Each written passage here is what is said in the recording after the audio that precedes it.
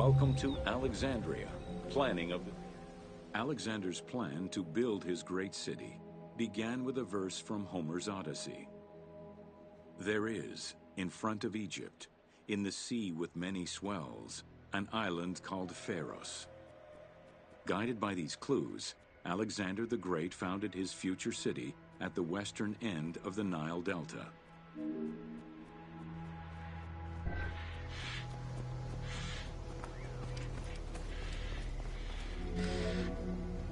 Though Alexander considered this location ideal for his great city, it presented considerable challenges. Too difficult to access during storms, the surrounding swamps threatened disease, and the limestone soil prevented the growth of healthy crops. However, due to the influence of his mentor Aristotle, Alexander the Great recognized that the true value was its strategic emplacement. Alexander knew that in controlling Pelusium to the east, Memphis to the south, and his crowning glory Alexandria to the west, he would create a triangular stronghold, allowing him to control the entire delta while giving him access to the Mediterranean.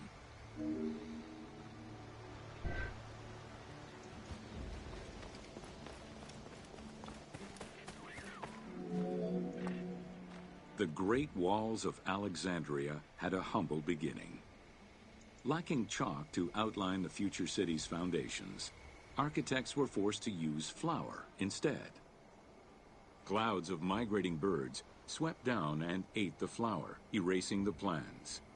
This prompted Alexander to seek guidance from the oracles, who reassured him that his future city was destined to feed a large population.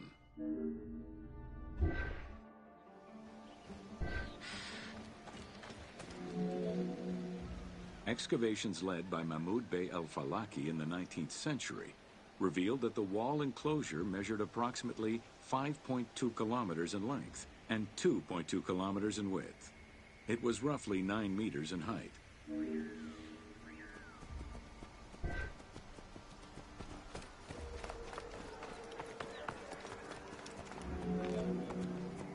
These formidable ancient walls would resist a number of attacks, including fending off the king of Syria in 169 BCE.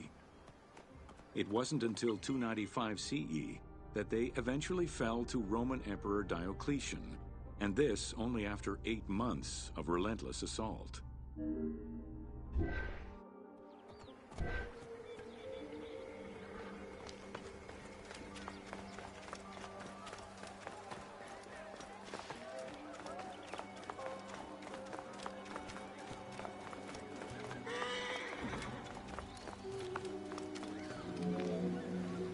Alexandria's principal architect, Dinocrates, chose a Hippodamian grid plan.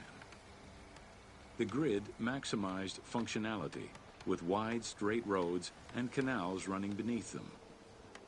Alexander recognized the military value of the city's design.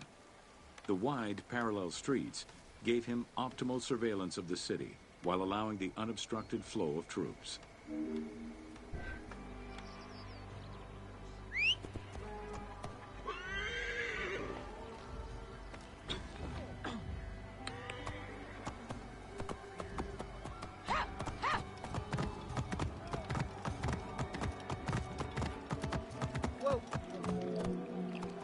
A central corridor ran from the Mediterranean's north port down to Lake Mareotis to the south.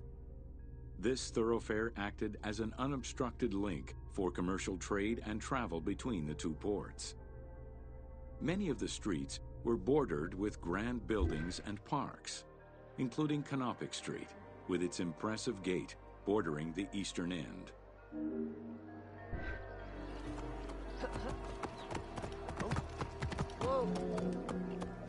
Alexandria was most likely built upon an already existing Egyptian village.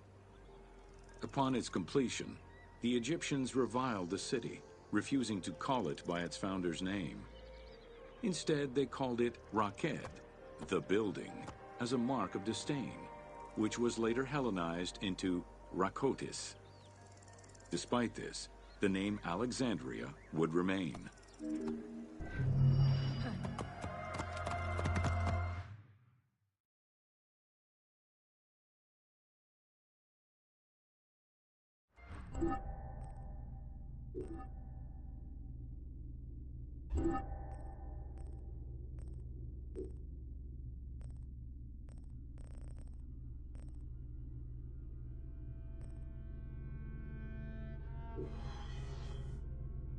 Whoa!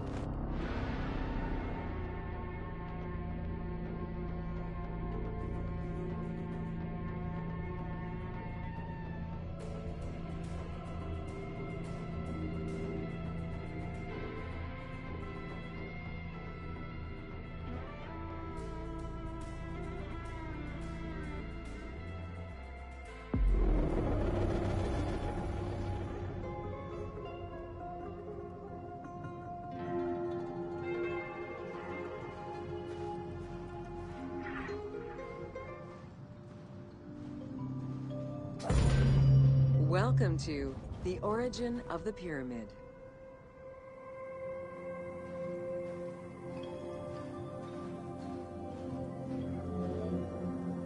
The origin of the word pyramid is controversial.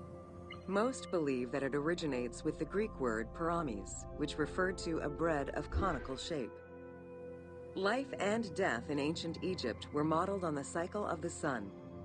The perfect shape of the smooth-faced pyramid became associated with the metaphor of the pharaoh transformed into one of the sun's rays in death. Pyramids represented the Benben, the primordial mound of the Heliopolitan creation myth. These stories permeated every aspect of Egyptian life to a greater or lesser extent.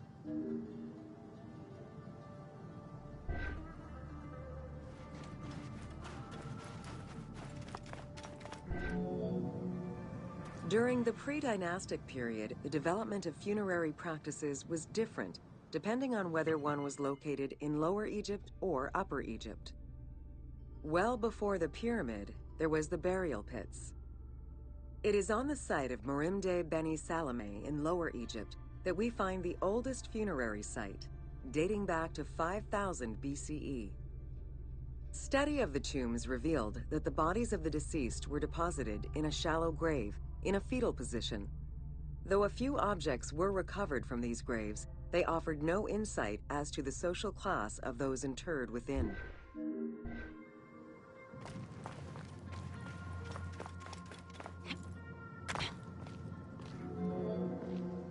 In Upper Egypt, pre-dynastic practices are easier to study, but reveal more complex funerary rites.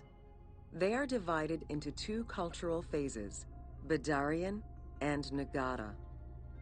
The Badarian phase ranged from 4400 BCE to 3800 BCE.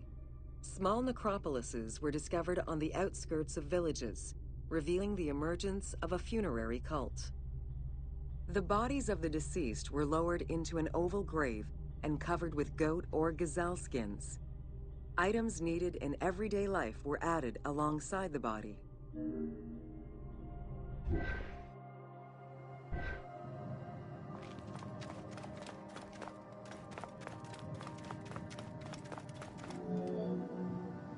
During the three Nagata periods ranging from 4000 BCE to 3510 BCE, funerary practices evolved in complexity.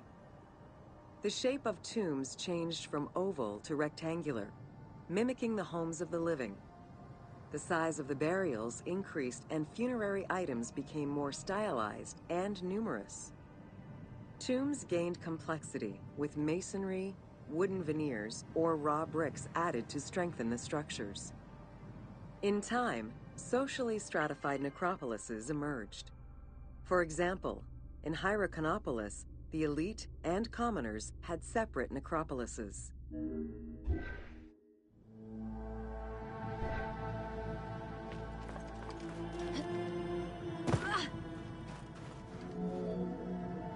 The term mastaba, meaning massive bench in dialectal Arabic, refers to a form of funerary architecture that was present in Egypt from the Archaic period to the Middle Kingdom.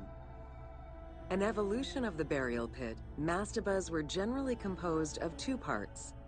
A structure was built above the ground in the form of a massive rectangle with stepped walls, and a subterranean burial chamber was located underneath. Smaller mastabas often surrounded the much larger tomb of the king. These generally held the remains of the king's relatives and courtiers.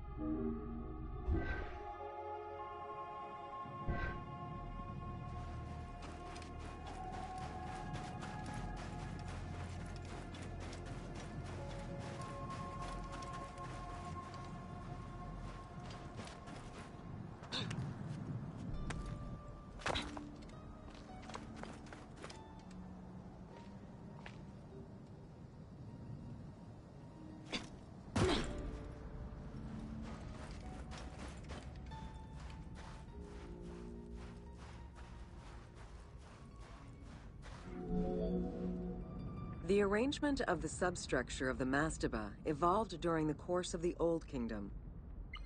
From the 5th dynasty onwards, mastabas often featured multi-roomed substructures, with sometimes up to 30 rooms. Also, the quantity and quality of decorated surfaces increased noticeably, as well as the number of statues found within.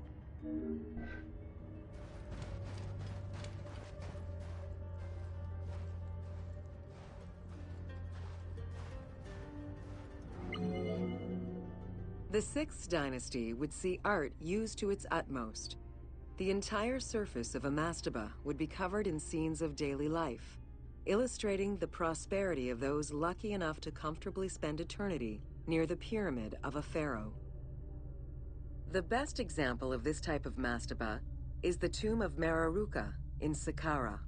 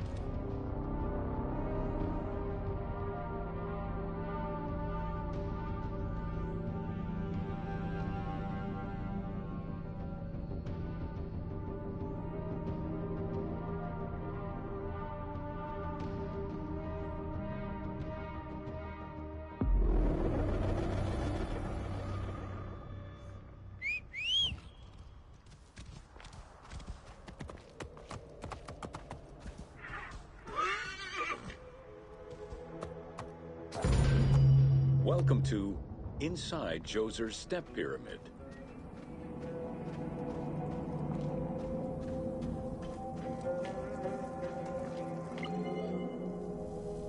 The architect of the Step Pyramid, Imhotep, was a man of great importance to Pharaoh Djoser and ancient Egyptians in general. The base of a statue of Djoser, discovered in 1926, celebrates Imhotep as a carpenter, sculptor, stonemaker, and chief of the seers. Little is known of Imhotep's day-to-day life. While he is credited for writing medical texts, it is for his role of architect that he is most famously known.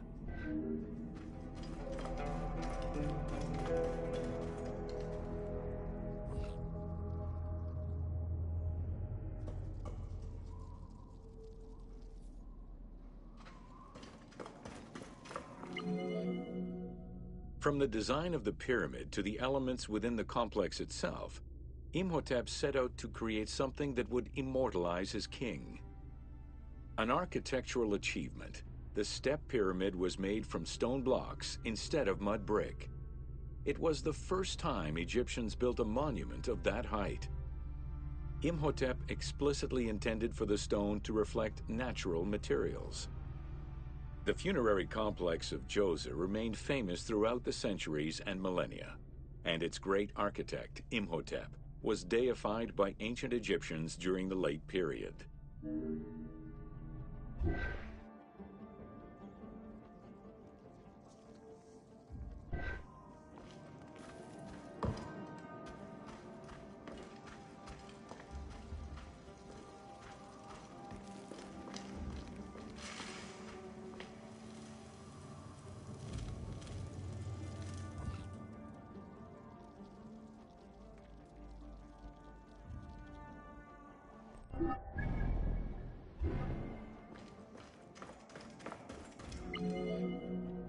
In addition to the central subterranean palace built for Djoser, 11 wells were dug. Each went to a depth of 33 meters and connected with a horizontal gallery extending for about 20 meters. The first 5 galleries were intended for members of the royal family.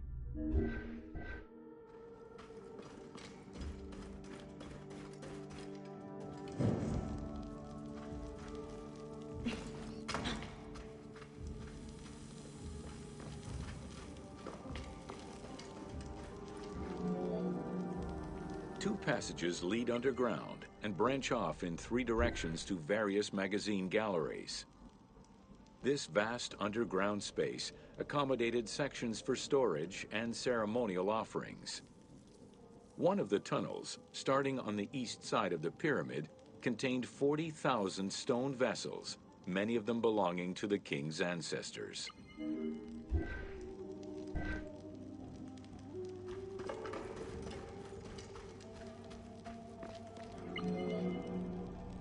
The burial chamber of Djoser is located at the bottom of a 28-meter-deep central shaft. According to Egyptologist Jean-Philippe Laure, the chamber was originally made from polished blocks of limestone, while its ceiling was decorated in 5-pointed stars. At some point, however, the limestone blocks were replaced entirely by pink granite blocks, leaving behind only fragments of limestone blocks decorated with stars.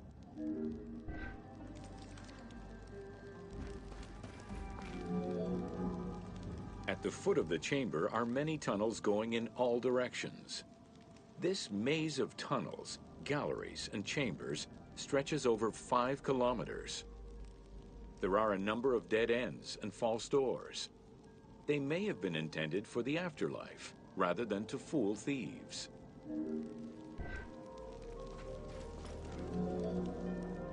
Unlike the Great Pyramid of Giza or Menkaure, the Pyramid of Djoser does not have any extra openings dug out by thieves. There was no need for them. Because of the easy access into the tunnels and along the corridors, thieves had little trouble clearing out the temples once inside. It is unknown when the mummy of Djoser was stolen. All that remained was a left foot, found by French Egyptologist Jean-Philippe Lauer in 1934. This architect, who devoted his whole life to meticulously exploring the complex, believed it belonged to Djoser.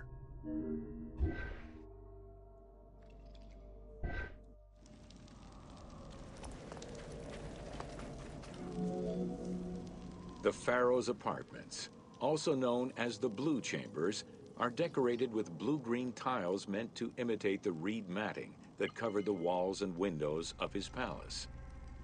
The stone is carefully curved and painted to look like the rolled mats of open doorways and curtains.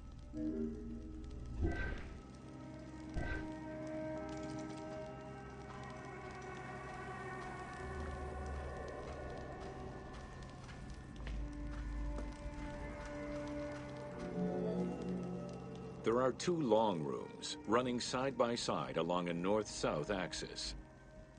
The south room has false doors separated by stone panels, while the north room is a corridor which allows access to side chambers. Nearby chambers originally housed the pharaoh's treasures.